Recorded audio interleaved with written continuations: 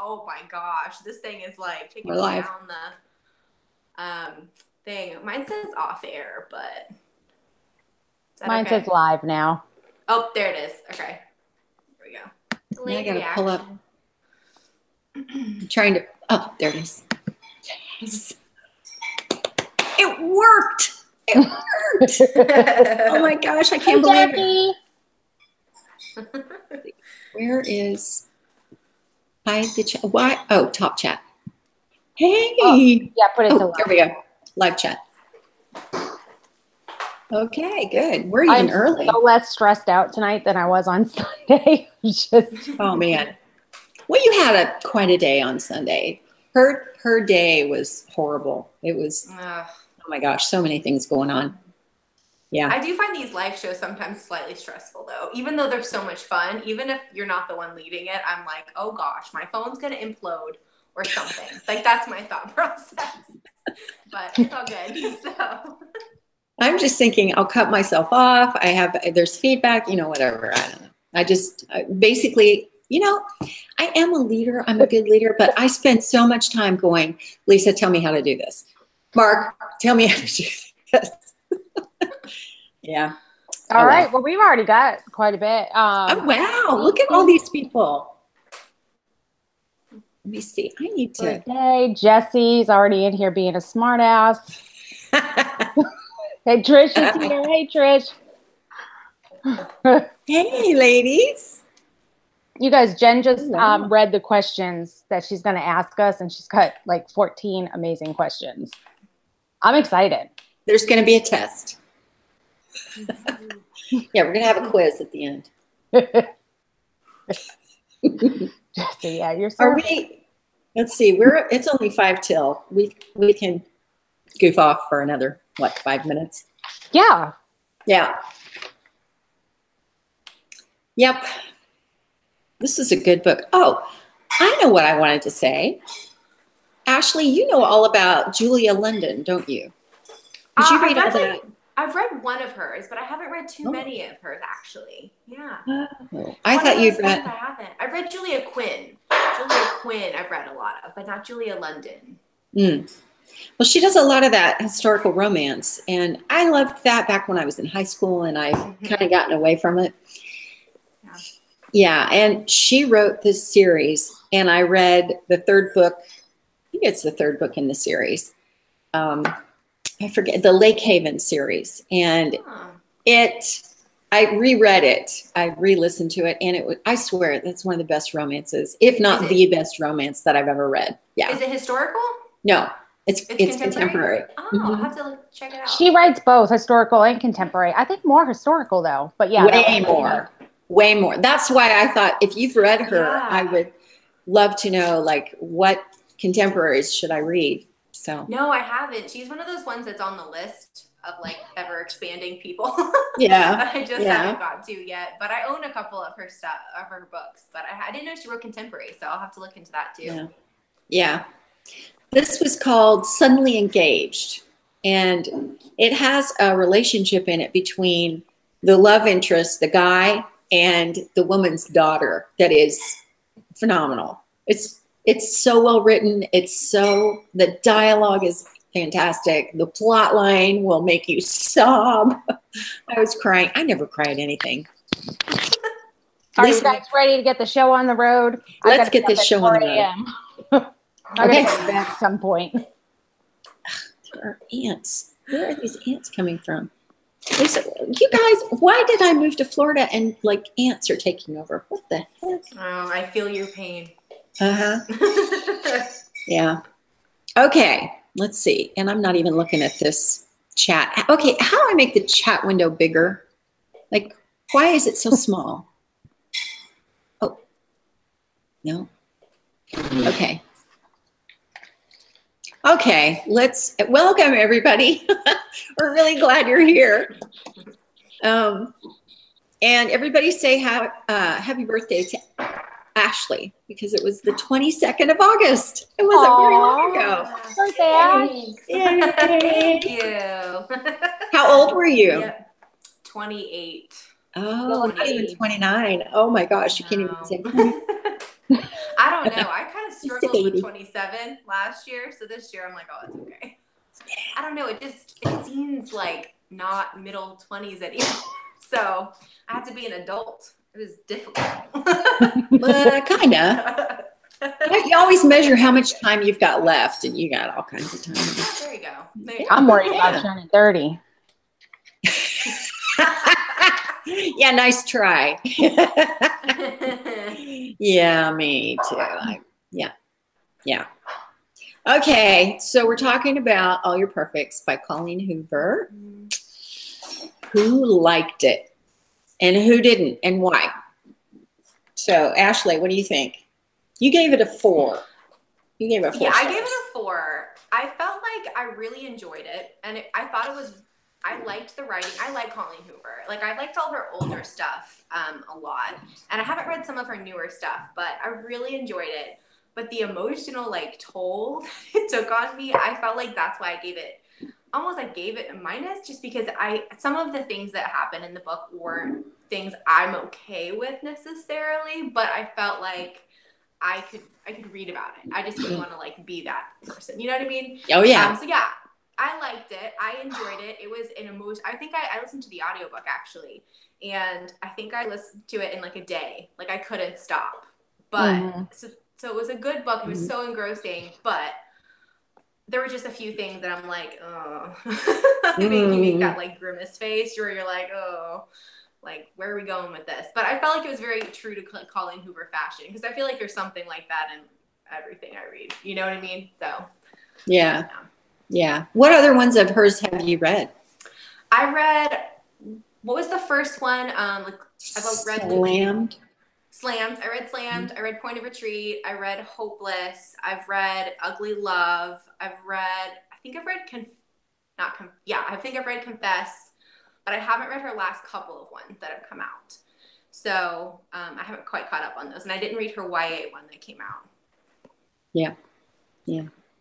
What do you think? The ones, yeah. Go ahead. The older ones. I love the older ones. I don't know why. I felt like my favorite was probably Ugly Love. I like that one the best. I need to reread that. I just finished rereading November 9 yesterday. It was good. What do you think, Lisa? I loved it. I gave it a 4.5. And I'm not sure what was missing in it. I still can't pinpoint. Well, we can get into what I didn't like later on. I think, do your questions hit on that? I don't want to spoil your We don't have to. But, you know, what I love the most about Colleen Hoover is the way that she can take serious topics that are relevant, like in all of us, maybe at some point of our lives, or maybe that we haven't actually got to yet in our lives. Like Ashley, you don't have any kids yet, but Colleen has this way of taking these serious topics and it punches you in the gut. You know what I mean? And she does that so well. I just love her. So I loved it.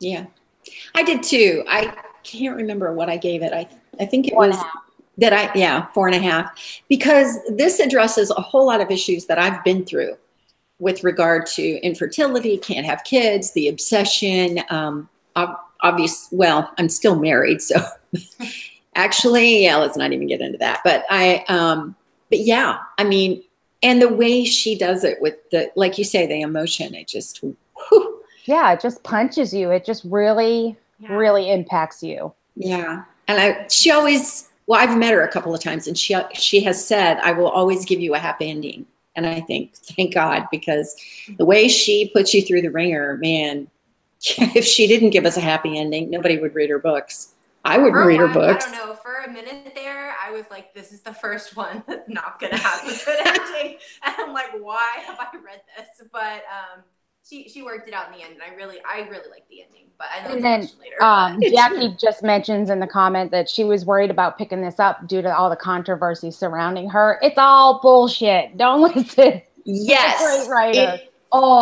It's all that. She's so good. No, that was ridiculous, the stuff that came up. And that was about another book anyway, but it was ridiculous. Just this, no. Yeah. No, I'm sorry. We love her. We do. I've read, let's see, every book, I guess. You know what? I think I have read every book. I haven't liked them all.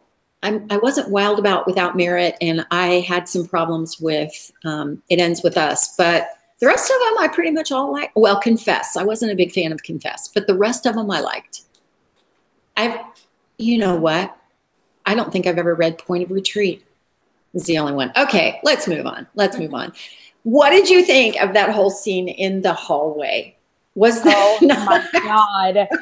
That was the first scene that, well, I fell in love with Graham instantly then. Mm-hmm. I was just like, oh my God, I love him. The way that he said to her, like when they came, well, first of all, they ate the Chinese food. That was so awesome. I love that they did that. I would have pounded down that door and probably killed them. But they ate the Chinese food. I'm like, this is fantastic. And then when they came out and he's like, just look me in the eye, Quinn, and they just locked eyes and they walked out. I'm like, oh my God, I love this guy. Yeah. Because that said so much more than if they had started yelling. Just, that was great. And when he said, this is the worst day of my life, I thought, did you not see this coming somehow with this woman? You know, this was the worst day of your life. How's that possible? Well, up to that time it was. Yeah. That's true. And then I loved what happened after that. The way that, you know, they had all these great ideas, like we're going to get them back. And then it was like, no, it was going to cost too much emotionally to do that. Oh, see, I didn't think they wanted them back at all. Oh, no. I see. What like you mean. Revenge. Yeah. Yes. Yeah. I really liked the hallway scene. I thought it was such a cute, like, interesting beginning of a book too. Like, it really sucked you in because you're like, whoa, like I don't think I've ever read a book that starts off that way. And I love the fact that it really is just about the two of them, and that's like how it starts. So I don't know. I really enjoyed the first scene. Plus, I mean, if someone cheats on you, you darn well better eat their Chinese food. I mean, did you see what Shannon said? She says, the perfect revenge is no kung pao for you. Shannon, you crack me up. Oh, she's so funny. She's hilarious. She is hilarious. So cute. Yeah, between her, Trish, and Jesse, they'll keep everybody entertained in the everybody. Okay, I'm giving up on the chat on the other side. I can't do it. Okay, I'm going to pull this up on my phone. What did you think of the format, the way it's written with the then and now? Did that work for you? Yes, it did. I think it did for me too. Yeah, because the two timelines in the present was so dark and sad, but the past was so sweet. Seeing their romance build, like it was perfect to go back and forth to that dark side to the sweet. I thought it was great. I did too.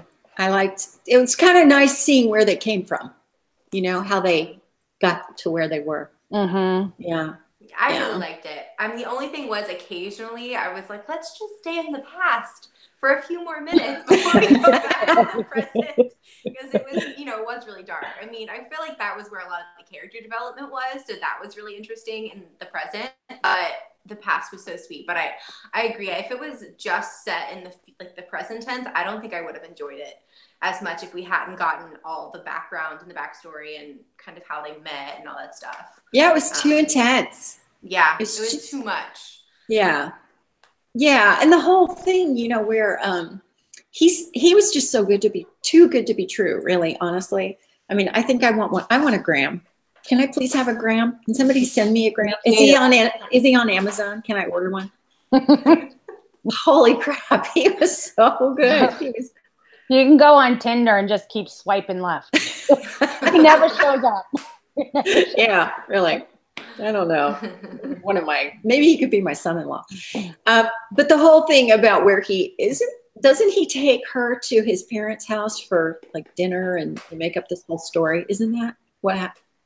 Yeah, am I on the wrong book? I don't think I am. I don't remember that. No, you could be right. I remember. No, he did. Yeah. He did? Yeah. I think it was after those few months where like they didn't see each other, and then they got back and he was like, we're gonna go somewhere, and he's like, my parents' house. Yeah, I thought that was hilarious how he was just making up this elaborate story. Basically she had to just fall in line, but it's best of intentions. Yeah, I thought that was really funny. I did too. And he goes, how fast can you eat pie? This is like she ate her pie in like 3 bites. It was like real bam. fast. I can eat real fast. I don't know why that didn't stick with me as much. I remember them going to his mom or to his family's house in the present time because I was impressed with how well she handled being around the little kids. Like I liked seeing her. She seemed like she was really strong and like, wasn't she really involved with them? And for some reason that really stood out to me. Like she kind of put her stuff aside and she really got involved with the kids in the present time. Yeah, it seems like she did. Yeah. For that the had most to be part. hard. That had to be really hard for her. Yeah. I think the one time she couldn't handle it was when the baby was born and they went to see the new baby. And then that whole scene happened where she overheard something and then, came back in. Yeah. Did you guys find any of these issues were like way too close to home? Like, this is hard. This is hard because I've been through this or stuff like this has happened to me. I mean, for me, it was the whole infertility thing. I spent 3.5 years climbing on tables, having ultrasounds, blood tests, you know, the whole 9 yards. Every month you put all this effort and emotional energy and you're on hormones that make you crazy. And then at the end of the month, they'd say, no, I'm sorry. And what I always heard was, no, you're a failure. You can't even do what genetically you are programmed to do. And oh, that was so hard. It was so hard. So to read through how Quinn dealt with this, I totally understood the obsession because it does get to be an absolute obsession. It's you don't even realize you're doing it. It's just, it's hard. It's the hardest thing I ever went through in my life. Yeah. And I went through mine was a little bit different. I never had to go on any medication and get pregnant. I never had an issue getting pregnant, but my kids are 5 years apart and that wasn't intended. I always could get pregnant, but I could never hang on to the pregnancy. So that was my struggle. And I still feel like it was a lot connected. Like I could connect with Quinn a lot, but I gotta be honest. I found her a bit whiny and over the top. I really did. I think we'll get into this if we talk about infidelity at all. But I had issues with Quinn. Yeah, I didn't know if I wasn't connecting as much to Quinn because I don't have kids yet. And I didn't know if it was maybe like I hadn't had some of those things come up for me. But I agree. I mean, it was gut-wrenching to read and I completely was like empathetic with Quinn, but at the same time, after a while, it kind of was like, okay, like let's get it together. You know, I don't know. There were just certain things I agree that she was a little bit whiny is like the best word. Well, and mean. I mean, I think being sad and devastated as a couple going through that doesn't give you a right to treat your spouse like shit. And she did it consistently for 2 years, you know? So that kind of irritated me about her. But do I still feel like it's realistic? Yeah, I do. Because a lot of marriages don't even make it through that. So how do you think there are any parallels between that and the death of a child? I mean, like a couple that's got a 5-year-old that dies and, you know, their marriage falls apart? Oh, well, yeah, I would say any kind of loss. It would kind of be very similar, I would think, you know, you grow apart because I mean, grief and all of that. Yeah, I mean, for me personally, I would feel like if I lost a child at 5 years old, it would be a lot more devastating than losing one while you're pregnant. I mean, I think it still hurts. You know what? I don't want to find out. Let's just say that. No, me either. That's my nightmare. Yeah. That would be awesome. So many people like, and it's funny, isn't it funny that so many of us that have twins and you know, triplets that we all went through this. It was like, and it took forever. And oh my gosh, the way she talked about all the insensitive things that people would say. I mean, I couldn't go to baby showers. But I've got other things going on anyway, but I just couldn't do it. I couldn't do it. I remember there was a baby shower that was held for me. It was at my church and it was a lot of people because my husband was on staff at the church and I was sobbing because I said, there were so many times that I couldn't go to your shower and you're here for me. And I just, oh, it was so hard. It was so hard. I just couldn't do it. You have to know your limits, you know? I think that's true with anything, you know? You just know I can deal with this and I can't deal with this. And I'm going to be in an emotional wreck and not be able to function if I have to do this. So, plus the hormones that you have to take. Oh my gosh, make you crazy. Yeah, yeah. I didn't have to do that, but I could imagine that would. Yeah. I've seen friends go through all those hormones and also just work from work, and that can legit screw somebody up. I mean, you can go in a psychosis state and stay there and not, you know, even when meds are out of you, you can get stuck in that. Ugh. Ugh. Well, it's tough on your body. It really is. That makes sense. Yeah. Well, I think Colleen Hoover, I was really, really surprised that she got that right. That's hard to get right. That whole mindset and the obsession and the whole, you know, that you don't even realize you're doing it. You just are so focused in on the one thing. And then, and I asked my husband earlier today, I said, did you ever get to the point where you were so tired of the idea that you couldn't just be with me, that whenever we would, you know, want to come together, it was all about making a baby and not about being together?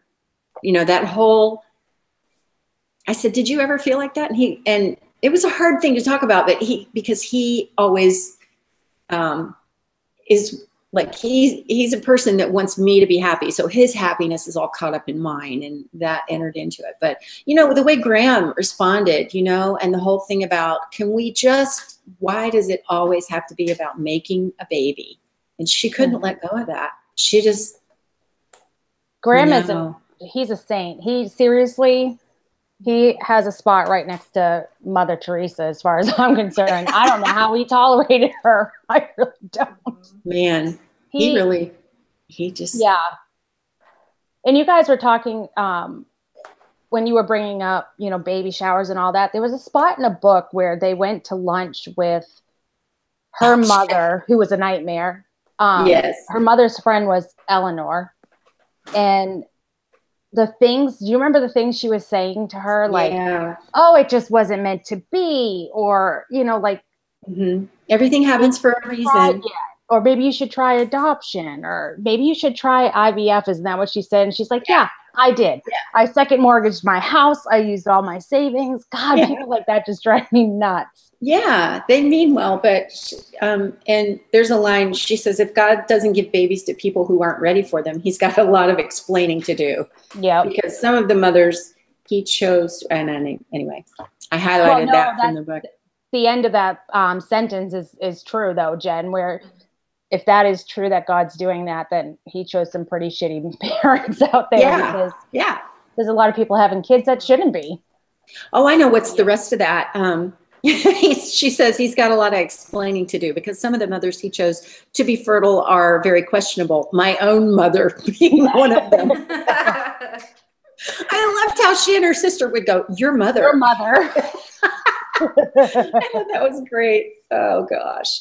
Yeah, when they say, have you thought about adoption? It's like, folks, do you think I've not thought of all this stuff? It's in a, you know, that's true of not just infertility, but a lot of things where, like, you get cancer and people will go, well, have you heard about, you know, it's like, don't even talk to me. Don't talk to me. It's like, do you think that I haven't thought about all this?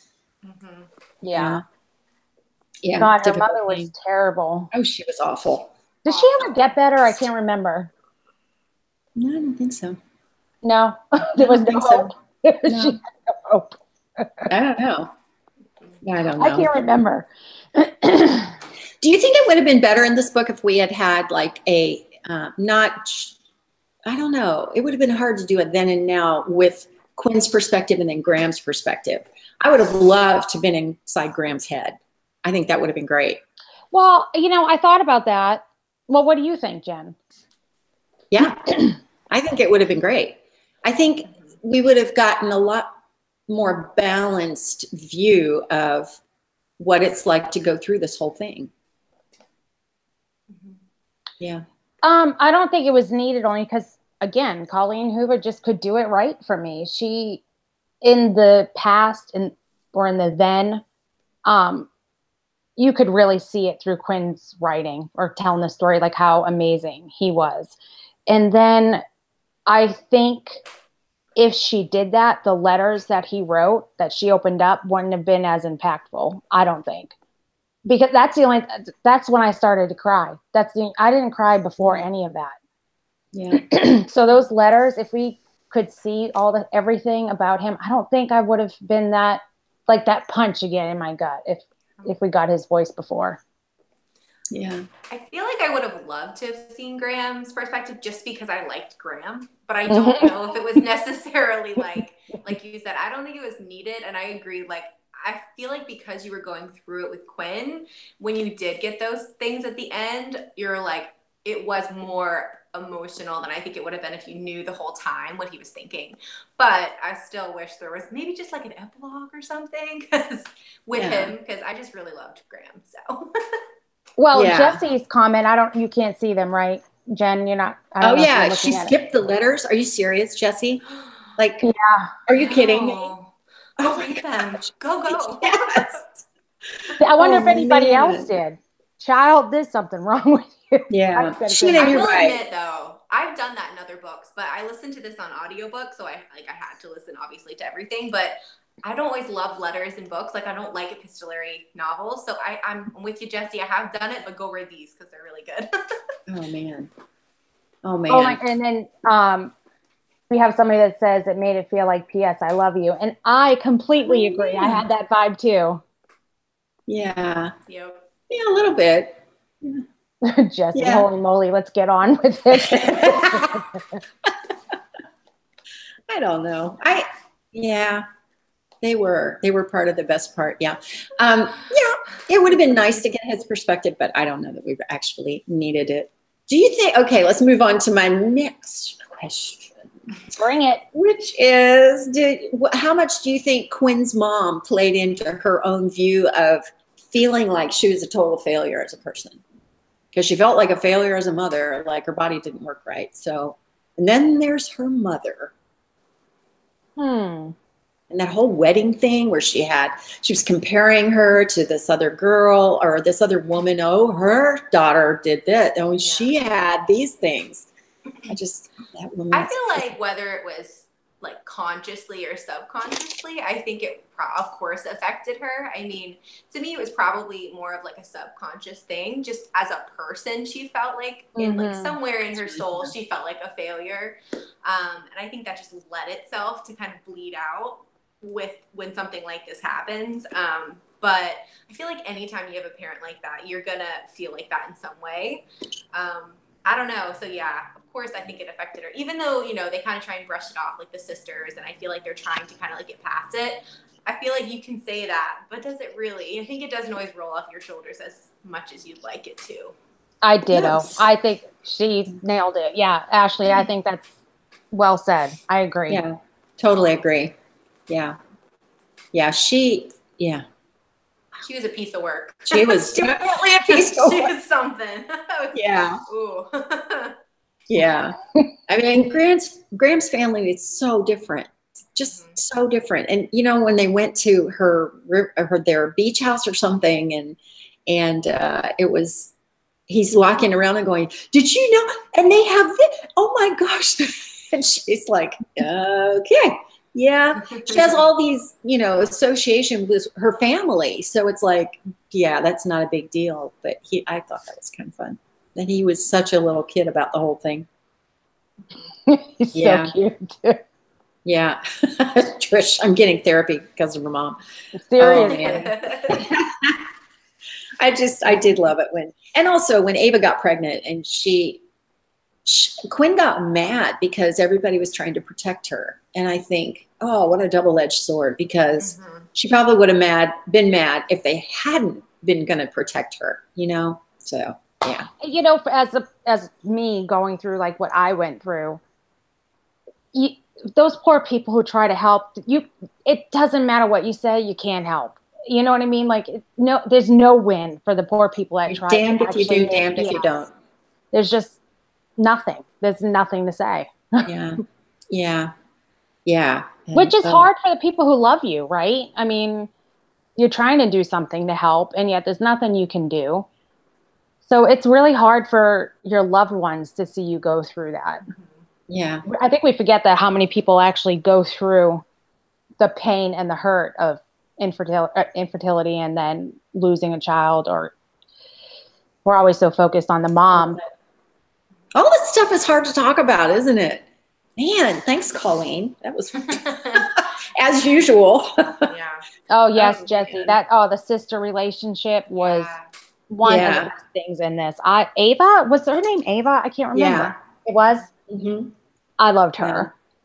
Oh, I and did then when too. she had to tell her that she was pregnant. Oh my gosh. I know. That part, just like, oh man, because I felt like I didn't know who to feel bad for, Ava or Quinn, because I felt like it was just so hard.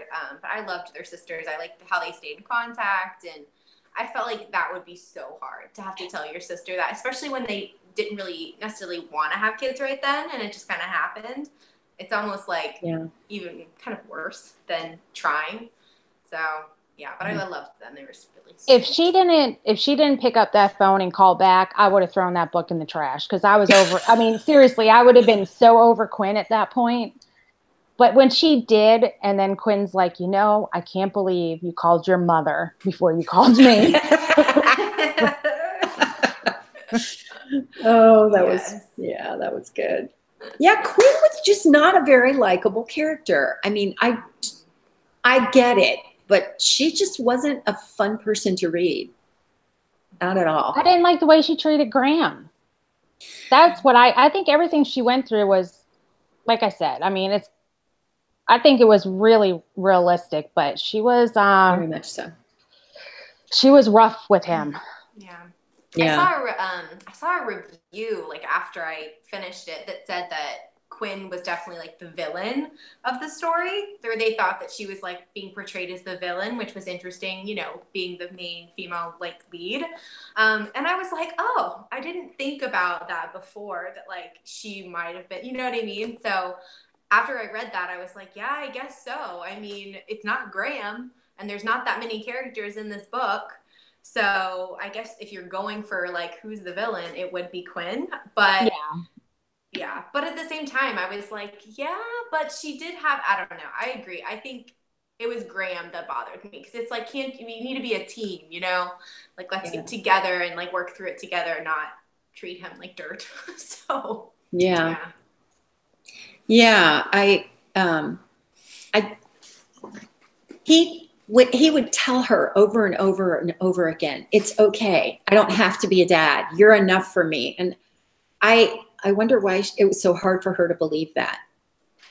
I think probably because, I don't know, when you brought up that question before we started the live show, I was thinking about that, Jen. Do you think she really just thought that because like he was saying it for her to make it better? Maybe she loved the way that he was with his family and his nieces and nephews. I don't know. I don't know why she couldn't take that as an answer. Maybe she didn't feel like she was worthy of that, because when you can't have a baby, then you feel like you're a failure as a woman. And if you're a failure, why would he want that? Why is that all he thinks he's worthy of? And then as the book went along, that kind of came out more and more. She just was like, she didn't want to disappoint him. She didn't want him to not be able to be a dad because of her shortcomings. Mm-hmm. So I think that did play into it a little bit. Yeah. And in a way too, I mean, she loved him so much. I think she did like want him to have everything he wanted. Yeah. And since I think she saw him as a dad, like how good he'd be at it, like you said, I think maybe that played into it, that it's like almost like she felt like she couldn't, like you said, give him something that she thought he wanted and deserved. And like, it was like top thing for him. So I don't know. That was an interesting part of it though. I don't know. Yeah, it was hard to like her through that when she's such an unlikable person. And I know everybody thinks she's whiny and, kind of a pain. But to see that a lot of the reason that she was that way was because she wanted that for him, because she loved him so much. It was like, for as many times as you get the feeling that she doesn't love him as much as he loves her, then you get hit with that. And it's like, well, maybe she does. Mhm. Yeah, that was, man. Yeah, I felt like she loved him through the whole book. I just felt like she took her anger and her pain and treated him like crap, though. And that's the part that I had the issue with. I really think she obviously loved him the whole time.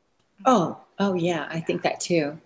I don't think either one of them wanted for their marriage to fall apart, because I think they really did think they were soulmates. Did you guys know right away what that wooden box was at the beginning? I was like, what is this wooden box? No. No. I kind of guessed it had something to do with like a open this when type situation. I don't know. I had like an I couldn't inkling, figure it out. but I didn't know what was in it or like when they were going to open it or, you know, that kind of thing. But I liked that. That was such a cute part of the book. And I felt like it almost like made the ending of the book work. Yeah. Yeah. Stacy, you were saying, why not go to therapy? Actually, they did go to therapy and they both got bored with it and thought it wasn't working. I had to go back and read that in the book. I listened to it too. I think we all three listened to it, didn't we? No, I read it first and then I kind of listened to a little bit of it yesterday. I loved. Yeah. What was her name? Madeline, maybe. Maybe, yeah. Yeah. But no, I read it like a month ago and I can't believe how much I still remember. Yeah. It stuck with you, didn't it? Mm-hmm. Yeah. Yeah. So I probably will call Jessie, you're hilarious. You crack me up, girl. Okay, well, let's talk about Graham. Let's talk about Graham and his response to what finally happened. And man, he was so undone by what he'd allowed to happen. And that scene where he walks in and she says, "What's her name?" Oh man, that was hard. That was so hard. Do any of you guys though feel like, can you blame him? I can't. I don't feel like Graham did this god awful thing of cheating on Quinn. I really don't. I'm not angry with him. I never was once for a second angry with him. There's only really so much. What? There's only so much a human being can take. Mm-hmm. Go ahead, Ashley. Really I don't know. I felt really like I was like both sides. I don't know. I feel like first, like my first thought was like, oh, how could you do this? But then the more you think about what was going on, you know, what we just read and what he just gone through, it kind of started to, I don't know, like you said, you kind of started to say, okay, well, this is like circumstantial, you know? I don't know. But at the same time, like usually cheating in a book is my like no-go. Like once that happens, it's really hard for me to come back and like that character, typically speaking, like in a book. But I feel like this was one chance I did still really love him afterwards. So I think that, you know, attests to her writing too, because most of the time when something like that happens is like down the rabbit hole and I'm like not coming back from it. So I agree. I didn't think that. I think he was just in the wrong place at the wrong time kind of situation, you know? And he was so undone by that because that's how they met. And I thought, oh my gosh, to have to think about that and deal with that amid all these other problems. No wonder he was such a wreck, because he was a wreck. I mean, but he took responsibility and he quit his job immediately. And I love that she started to go to her mother's house and then she came back because she had nowhere else to go. And, you know, she was able to at least calm down and then come back. And then he got in the car and oh my gosh, that whole, when he says, why didn't we ever get a dog? She's like, are you kidding me right now? Oh man. Oh, yeah, see, so I wasn't upset or disappointed. I was waiting for it to happen. I mean, we're human, right? We're actually not made to be monogamous people. We're just not. And we make a commitment for that. Mm-hmm. So there's 2 years of this going on where he's pretty much just been kicked to the curb every single day. I mean, she can't even be in the same room with him. She doesn't even want to be touched by him, hugged by him. I mean, he can't do anything right. What human wouldn't want that physical connection to somebody, right? I think what Graham needs is to be put up on a pedestal for his, no, seriously, for his actions for not going any further. I think he was amazing. I applaud him for, as soon as that kiss happened, he shut it down. He's human, you guys. I mean, I'm not saying that cheating is okay. It's not, but he shut it down. And that was big, because I guarantee you his body was craving that somebody just show him some affection and love, and it had to be difficult to shut it down. Actually, it wasn't for him, which is why I loved him so much. Yeah, I agree. The part with him shutting it down and how it wasn't hard, that was kind of what redeemed it. You know what I mean? That's what made me think, okay, like, it was a momentary problem thing, but he moved on from it, and he never quit, like, thinking about her and loving her through the whole thing. So, and he was never dishonest. Do you think he would have still told the truth if she didn't say what's her name? I do. Yeah, because he was such a wreck. I mean, I think he would have had to have. Yeah. And what a horrible position he was in, to be losing his wife to this situation, and then to, you know, also be losing the fact that they can't have a baby. I mean, that's not enough. You've got to lose your wife too. And that slow disintegration where they just quit talking. I was so surprised, though, that she talked about it like a dance, the divorce dance, how, you know, you stop talking and you start dancing around the issue. And when they get to the end and she's like, okay, we finally got to talk about this. Like, yeah, you think? Don't you think that it would have benefited you to do this a long time ago? Well, that's what we do. We avoid tough situations. Oh, yeah. People don't like, I mean, we're like the masters of avoidance. And unfortunately, marriages can't survive that. I know. Mine didn't survive. You know, you can't avoid. So that was a really interesting thing for her to throw into this book. I agree. I loved it. And she handled it so well. And the dance continues. Yeah. And everybody else is talking about this, and oh my gosh, everybody! I think we all loved Graham. We all want a Graham. Can he be cloned and put on Amazon? We just order one. That. Yeah, I would too. So, what did you think of the ending? I loved it. I loved the way that he wrote her all those letters, and I thought, I wish she had taken the time to do more for him. But he just kept taking care of her. He kept taking care of her and kept taking care of her and putting the ball back in her court. And I just, boy, it was wonderful. And the way she changed, everything changed for her after they had that big thing. You know, it was like she was able to let go of the obsession and go, okay, you are enough. I am enough for you. You are enough for me. And it's going to be okay. And even if we don't have that. And we did say that a long time ago. And yeah, those letters, that just, I was a sobbing mess. Oh my God, I couldn't. I mean, I had a massive headache. My eyes were just, they burned because I cried so much. And at that point I was like, finally, we're going to see her grow and move on from this. And don't you love the fact that Colleen didn't feel it necessary to all of a sudden they're pregnant and going to have a kid, or all of a sudden they can adopt. It was like, it's okay. We can, I loved it. Yeah. I was really happy with that. Cause when they, you know, go to that epilogue scene and they're shopping for the baby clothes, I know. I was like, oh gosh. I'm like, part of me was like, oh, but then the other was like, really? Like, what is that saying? You know? I know. And then when it was for their, nephew, I think, I was like, yes, like, that is the way you do an ending, you know. They still had like fulfillment and their cute puppy. I loved the ending. I thought it was really, really fitting to the story. And I was just so glad she went that route and not the, oh look, suddenly everything's perfect. You know, it's not, but it's perfect for them, you know. Yeah, as they were shopping, I had a feeling it wasn't for their baby because the baby wasn't with them. Hoping not. Yeah.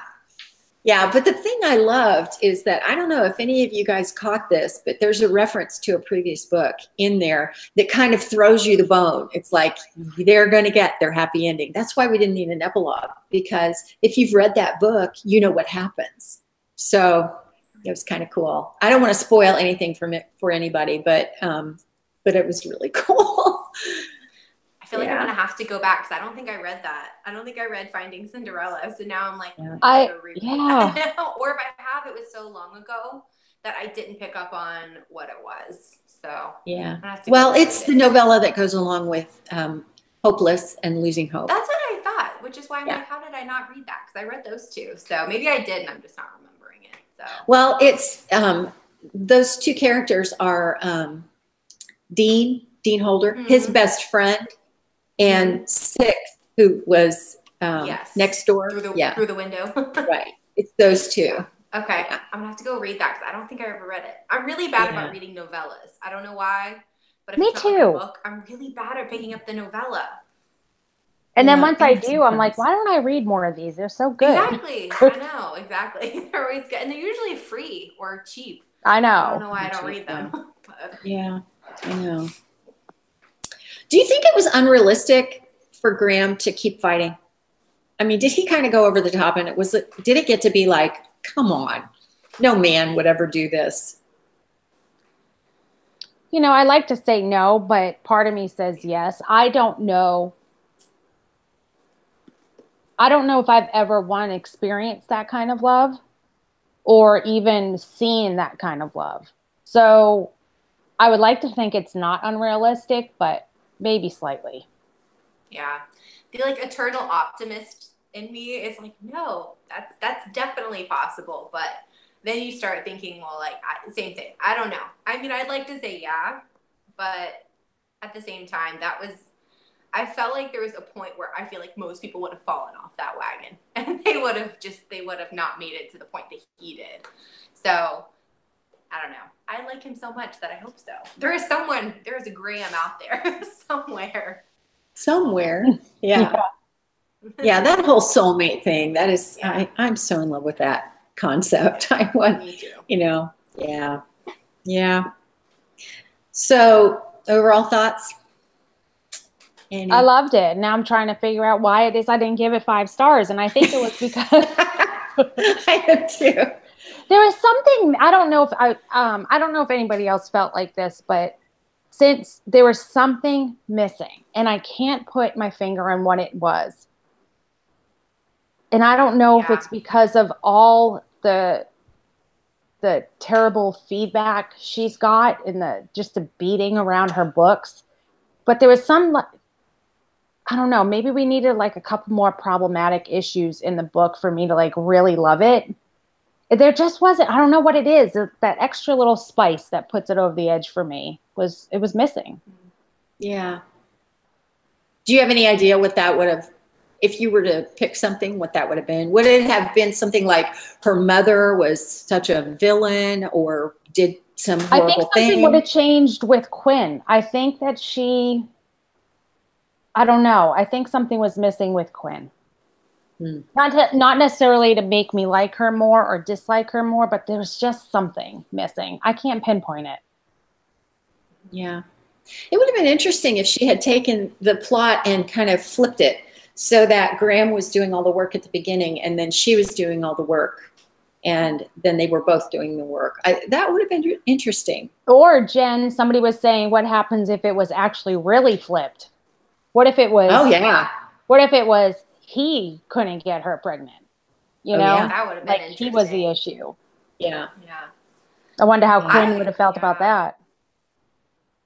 I really liked it. I mean, overall, I really enjoyed it. I feel like I gave it 4.5, somewhere in the middle. I think it was more, I really liked the taking place now and then, but sometimes when I read books like that, even though I like the way it's set up, I feel like I just want more. Because even though you're getting their history and their present, I almost want to like dive deep and like find out more about their present or their past, like one or the other. So I think sometimes I have a hard time giving it like the top mark. when I just feel like I want more, you know what I mean? Mm-hmm. Like to know their day-to-day life kind of, you know, to see like their quirks and stuff like that. So I'm such a character reader. Sometimes I just really want that. But other than the fact that I was just so like, so emotionally like invested in the story though, I don't know. I mean, I really enjoyed it though. I don't know if I'll ever reread it though. You know, it's kind of one of those books that I enjoyed, but I don't know now that I have read it if I'll reread it. There's a fine line, I think, a fine balance between emotionally wrenching and I can't go through that again, you know, with that book, where with any book, you know, you know, there's that fine line between I can't wait to go back through that. That touched me so much, and no, I can't do it. Yeah. Like November 9, I could reread. I could do that one right now. I did. I just finished it. Mm-hmm. Yeah. Yeah, I don't think I could either. Great book. Well, yeah, everybody seemed to really love it, Jen. Great pick. Yeah, yeah. I'm hoping that we really love Kristan Higgin's books this next month. Yeah, is anybody reading Kristan Higgins with us next month? Yeah, yeah. It's going to be good. Yeah. Oh, Shannon, you're kidding me. You wanted him to let... Seriously? Yes. You wanted her to let Graham go? Well, no, because Graham. No. But she's saying it as like, and tell me if I'm wrong, but I think she was like, she should have just let him go, like release him instead of constantly treating him like that. Just set him free. Yeah. Dealt with the whole thing. Done the confrontation earlier. Yeah. Yeah. But that's realistic. You know, people hate confrontation as a general rule. And it's like, well, let's just not talk about it. Yeah. Well, there we go. We're going to continue the dance. Yeah. Yeah. Such a good way to put it, as a dance. Yeah. Mm-hmm. Yeah. Yeah. Well. Hey, Anita. Oh, good. So, Anita. Hey, you're back. Yeah. I think everybody, let's see. Ooh, I'll be listening to it. Irish Twins Mama says. Brenda's joining us. Everybody's in. I'm glad. Me too. Yeah. I'm excited about this one, especially since it's gotten so much flack. You know, everybody that attacked Kristan Higgins when the blurb came out initially on the synopsis, and it was, you know, people got so upset. But the thing is, it was only a couple of people, and they got everybody else riled up. And if you read the reviews for Good Luck With That, already there are people that haven't even read the book and say, I'm not going to read this. This is terrible. And the way she deals with this subject. And I'm thinking, seriously, come on. Read the book first, at least. Yeah. That was coming from people who had never even read any of her books. So no. Good luck with that. Try to get me not to read it. Yeah. Are you going to read it, Ashley? I think so. I haven't read a Kristan Higgins book before, though. Oh, my. Yeah, I know. My mom loves her, though. So she loves her. So she's been trying to push it on me for a while. So this might be a good opportunity to read one. But yeah, I didn't hear about all the like drama with it, probably because I just haven't read any of her books. Good. But that's, I'm like, I kind of rather go in without hearing anything. So good. Yeah, I think because she deals with issues really, really well. I actually think I've read all of her books. Wow. Not unless she wrote like Harlequin or something like that. I haven't read any of that, but yeah. Lisa, you and I were talking about the Blue Heron series. Oh my gosh. Ashley, if you're gonna read Kristan Higgins after this one, you definitely need to read the Blue Heron series. Blue Heron. Yeah. Okay. Oh, so I'll write good. it down. Yeah. Especially was it the third or the fourth book? Waiting on You? Oh, third and the fifth book are my favorite, but I love them all. Oh, I love the first book too. The first book has a scene in it that I had fallen on the floor laughing. Anita's like, I haven't cheated on reading it yet. Good. Good. Because you know, who was it? God, all of you guys read it like before the 1st of August. And I'm like, you're cheaters. You're all cheaters. Cheater McCheatsters. No fair. And I haven't started Good Luck With That. I'm going to wait till September the 1st. I will probably have it read by September. Well, we should let everybody know when the live show is going to be then. Oh, Do we know? No, but let's pick something. I'm curious, does Wednesday night work for everybody? Do you guys, I was thinking, you know, like if you have kids, you can put them to bed. If you've got dinner that you needed to fix, you can get that done. And I just thought 8 o'clock was a good time, you know, later on. So what do you think? I've had some feedback on that, Jen, for tonight, that a lot of people would actually prefer a Sunday, or probably a Sunday. I've heard Sunday, you know, because I'm not doing my book club anymore, because this is a mistake. I don't have to do anything. That's the idea. You have too much going on anyway. What do you think, Ashley? I mean, either one's fine. I mean, I think I could see why Sundays would be good, just because, you know, it is kind of a weekend still, I guess you'd say, maybe less going on at home, but I'm fine with either one. I do think 8 o'clock works pretty well, though, because I had one at 9 once, and I feel like we were just so late into the night that for people getting up really early, it was a little bit difficult, but and day-wise, anyone's fine. Yeah. I was doing 7 on mine, and we seemed to get a really good turnout. Yeah. Okay, well, let's do September 30th, which is a Sunday at 7. That's the next one. Is that good for you guys? Yeah, I don't think I could. Ashley, you coming back? I guess. Would you? Yeah. Please do. Please do. Sure. Yeah. Plus, that way is my daughter in actually here? Read it. Oh, she is. Hi, Mom and Jen, and my crazy Auntie Shannon. Oh, gosh. She's not here with me. I dropped her off at the airport today. Yeah. Hi, Abby. Good. Yeah. So what's everybody reading right now? I'm reading the Sometimes I Lie. Ooh. And then I don't know what to pick out on audio. I've got options. Yep. You always have options. Yeah. I'm reading the Janine Frost. It's like a paranormal romance series. It's called The Beautiful Ashes. This book one. Yeah. I just finished this one. I've seen that one. Yeah. Is it good? Yeah, it's got a cover change for book 2, which is nothing like this because it's in mass market. Oh, you hate that. For book 2 and 3. Ooh. Yeah, I do. Yeah. But it's a 3-book series, and I don't know. I really, really enjoyed it. Like, this series is not as well known as her other series. I think it's like her Halfway to the Grave series, but it's only 3 books, and the other one has lots more. So I felt like my commitment issues were much better placed with this one. But I'm almost done with book 2, actually, and really good. I really like it. I'm listening to it on audio, and it's like really fast paced. It's like, you know, paranormal romance. So it's like, they're only like 9 hours, the audiobooks. So I just feel like you can like whiz through them. So yeah, they're really fun. That's the best word, fun.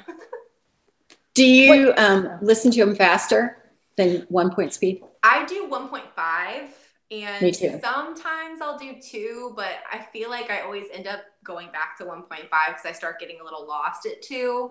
I know some people only do 2 because they say it just kind of bugs them if they're 1.5, but yeah, I usually do 1.5 because I just feel like 1's a little slow for me. Like, I start getting a little, like, bored. But, yeah. Yeah, I feel the same way. Lisa, you always listen at 2. Oh, yeah, I can't do any lower. Really? Oh. I find, though, if I start at 1.5 and I get used to it, then I can sometimes move up to 2. Because I don't know, I think my ear is, like, used to it by that point. But that's in the book, too. Yeah, and I only when I have my earbuds in. If I don't have earbuds in, like I'm listening in the car, I have to do it at 1.5. Yeah, maybe that's it. Yeah, I don't know, but it depends on what it is. If it's like a really intricate, like fantasy world or something, I feel like I have to slow it down, or a mystery, because I feel like I'm losing it. I don't know what's going on, so yeah. I can't do well. I mean, I can do 2 if it's really slow, but I normally do 1.5. But you know what? I had someone say, since you review audiobooks, then why don't you listen to them more slowly to get it like a more accurate feel? And I thought, that's painful. That's a good question. But, you know, people talk faster than what an audiobook narrator normally reads, I think. And go ahead. I think a narrator, when she's reading, is actually reading at a slower speed too, because she's trying to really pronunciate. Pronunciate. Yeah, I agree. Yeah. I actually had a question. Have you guys read, Lisa, you might have read it, The Broken Girls by Simone St. James. Have you Yeah, read it was that? excellent. It was excellent. Yeah. Okay. Did anyone listen to the audiobook? So I'm trying to decide if I have the book or if I should listen to the audiobook. I don't Who's know. the narrator? I'm not sure. I was just looking. I think it's on Scribd. So I was considering listening to it, but I don't know. Let me see who the narrator is. It's a mystery. So I feel like that kind of sometimes doesn't work for me in audiobook form. I agree, and I read a lot of thrillers and stuff. Romances are my number one pick for audio. Yeah, because they're lighter, you know? There's nothing going on. Yeah. Man, people are reading some good stuff. Jackie's reading Air of Fire. Ooh. This Adventure Ends. Trez, I loved that book. Isn't that the one that Emma Mills narrates? Does she narrate that one or the one before that one or after? Audio of the Neighbors. Lisa, didn't you say that was one creepy, weird, terrible book? The Neighbors is fantastic. Great narration too. Ooh. Oh, The Marriage Pact. Stacy's reading The Marriage Pact. Stacy, haven't I read that one? I think I've read that before. No, you didn't. No? Oh, are you talking about the psychological thriller by Michelle something, or are you talking about the Prost, Jennifer Prost, right? Yeah, yes. Which one are you talking about, Stacy? Well, all these people are reading all these thrillers. The Unwanted Guest, Jane Doe. You gotta read Jane Doe. Jane Doe is, I think that's my favorite psychological thriller of the year. Oh, Renee Vox. That is an amazing book. Vox is good, you guys. Really, really good. That's the new one, right? That just recently came out. Yeah. Yeah. It kind of sounded like Handmaid's Tale a little bit. Way better. Very much so, but way better. Okay. Way faster paced, way more going on. Yeah. Yeah. I could never finish Handmaid's Tale. It was just. I don't think I have either. I'm pretty sure I've read don't bother. Our school, but I know, me too. I plodded through that, and I read it in print. It was awful. Yeah. An Unwanted Guest. Gosh, you guys are reading. Sharon, you're reading Next Year in Havana. There's a buddy read going on with that, and that's another slow-paced one. But you loved that, didn't you, Ashley? I did, Lisa. I saw you didn't love it. I'm sorry. I wanted to so bad. No, I mean, I get it. I've talked to friends too who read it in real life, and it's one or the other. They've either loved it or they are it's so slow. I am a total history nerd. I love history. And I think that's why for me it worked, because I just soak it up. But I'm also that person who will watch the History Channel for 3 hours. So you can't really trust me with that kind of stuff. Well, no, because I think and Shannon is reading it. She's loving it, but she loves history and all that stuff too, and politics and I wanted some more juicy romance. And I wasn't getting it. Yeah, I will agree, because I've read Chanel Clayton's other novels are pretty much more romance based. And so I think a lot of people going in were thinking it was going to be more heavy in the romance field. But yeah, I don't know. I still really loved it. I don't know. That was another one I was up till 2 or 3 a.m. reading. I just couldn't stop. Well, I think I was in the minority. Most people are giving that 4 or 5 stars. They're loving it. Yeah. I'm curious to see about the second book. That's going to be about the Beatrice. Beatrice. Yes, she is a spitfire. I might have to read that because I liked her. Yeah, me I think too. if there had been more angst with the whole Pablo, what was his name? Being in the mountains and being separated, and the whole, that whole situation, if that had been, more angsty, then it might have helped a lot. But, I gave it 4. It was but it was okay. I'm pretty sure I slept through half of it. The narration on that was. See, I didn't listen to it either. I read it. I read the physical book. It was terrible. That was it. I think I might have read the ebook, actually. I don't remember what I read now. It was either the ebook or the regular book, though. Do you not have it in physical copy? No, I do. Okay. It's I was thinking my copy.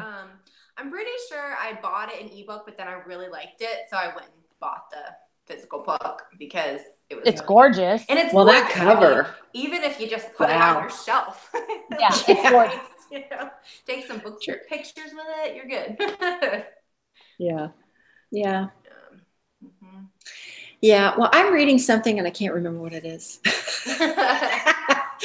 Yeah, I'd have to go get my iPod. It's a romance. I don't remember. It's, of course, sticking with me so well. If I were, it's a long title. I don't know. I can't remember. Yeah. But the narration is pretty good. Yeah. I need to pick something. I just don't know what I want to read. Yeah. I have so many things. Oh, yeah. I was in a terrible book slump like a couple of weeks ago. Like I finally managed to like climb my way out of it. But like the whole month of August was rough. Nothing was striking me. Like I was really busy. All I wanted to do was watch Netflix. It was bad. I can't stand it. I'm going to go find this book. I'm thinking about starting Another Woman's Husband by, who's this by? Gil Paul. It's historical fiction. And yeah, it just came out. It sounds really good. I've seen that. Is that the one with the kind of pretty cover? Yeah. I own it too, but I got it on audio. Let's see. Okay, I found it. I found it. It's Worth the Risk by Kay Bromberg. And I forget who narrates it. Have you read it? I've read that. Is it? Yeah. I've read others in that series. I really like Kay Bromberg a lot. I read her Driven series, and I've read her baseball series. I can't remember what it's called. Ooh, she has a baseball series? Yeah, it's just 2 books. I think it's called like The Catch and The Release or something. It's like The Catch and something. But yeah, it was cute. It was cute. It's just a duology, so it was kind of like nice to not have to read. Oh yeah, not have all of those books to read. Yeah. Yeah, that's true. Her writing's pretty good though. I thought it was kind of like addicting, kind of.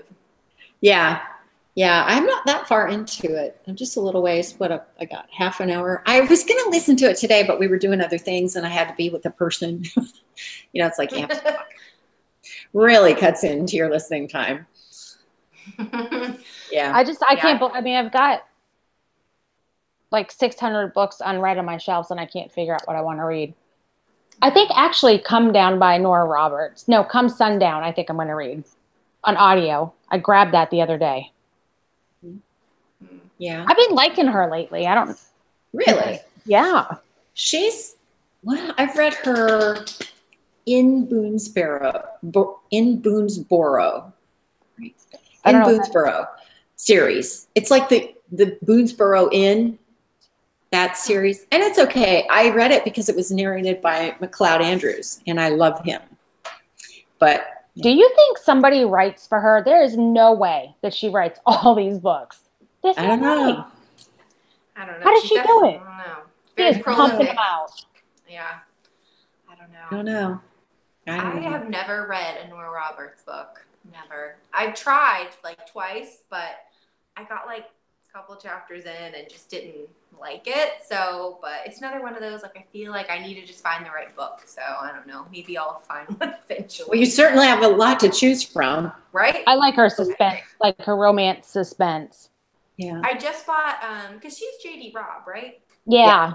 Yeah. So I bought the first in the In Death series. I think you're going to like that. Yeah, I bought Naked in Death, so I finally found it. I think there's like 1 million. I think she's on her 1,000,001 in that series right now. I know. I was almost like, should I just start in the middle? But I'm like, no, I need to go back and read at least the first couple, and then. Oh, Renee, you should try The Obsession. That was really good. And Taylor Jenkins Reid. Oh, Perez. I can't do it. I've read 2 of her books, and I don't trust her. She's screwed up too many issues for me. Taylor Jenkins Reid is who I'm talking about. I love her. She's I know. For me. Nope. Jen and I have you know what I figured, Jen? You and I, if it has like marriage issues, we tend to not agree. Really? On the books. Yeah, like you didn't like the way she handled. Well, I don't know. She did what she did in that book. She did really well. I just didn't like what she did. I don't like the characters and the decisions they made. I just thought they're idiots. They're handling this all the wrong way. So yeah. Yeah, I like her. Have you read her, Ashley? You know, I haven't. I don't know. I'm kind of wary because you should it's be. One of those 50-50. Like 50% of the people love her and are like, oh my gosh, you must read her. And the 50% are kind of on your side, Jen. They're like, no. But I don't know, because I'm definitely like, if it's a romance, to me, I want it to have a happy ending. Like, that's just a personal opinion. And so I don't know. I feel like I just based off synopses for hers, I don't know how well that's going to go. But then again, maybe they don't consider it a romance. Maybe it's just like fiction. So I don't know. There's a fine line, you know? Oh yeah. I don't know. What did I read? I read One True Loves, and I hated that one. So good. Don't listen. I hated that one. 5 stars. I do want to read. She wrote the Evelyn Hugo, right? Yeah, that was awesome. Yeah. That's the one so I think tempted. I might try. I think I'm gonna try that one because out of all of them, like that's the one pretty much everyone has liked for the most part. So I think maybe I'll try easing way in with that one. Yeah, I might try that one. I don't know. We'll see.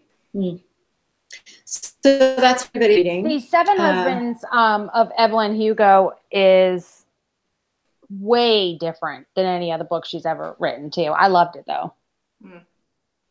And I can't even tell you kind of what it's about because it will spoil it. Well, I'm sure you can read reviews. People love spoiling it. Yeah. I've kind of stayed away from like the Goodreads stuff just because I don't want to like know exactly what it's about. I know the general gist, but we'll see. Someone said it was good on audio, so maybe I'll try. Yes, it was. I did it on audio. Did you? Okay. Yeah. Maybe I'll try that. Nirma, God, you need to comment because holy crap, you've read like a bazillion books. Every time I pull up a book on Goodreads, I see that she has reviewed it and given it 4 stars. Every time. I wonder if I'm friends with her in Goodreads. I definitely am. What do you think of Sylvain Reynard? Have you ever read anything by him? Him, her, whoever it is? I like him. Really? It is a him. I believe it's a him, but there apparently is some like, because you can never find like a picture of him or anything. So I thought it was a guy, but who knows? Who is it?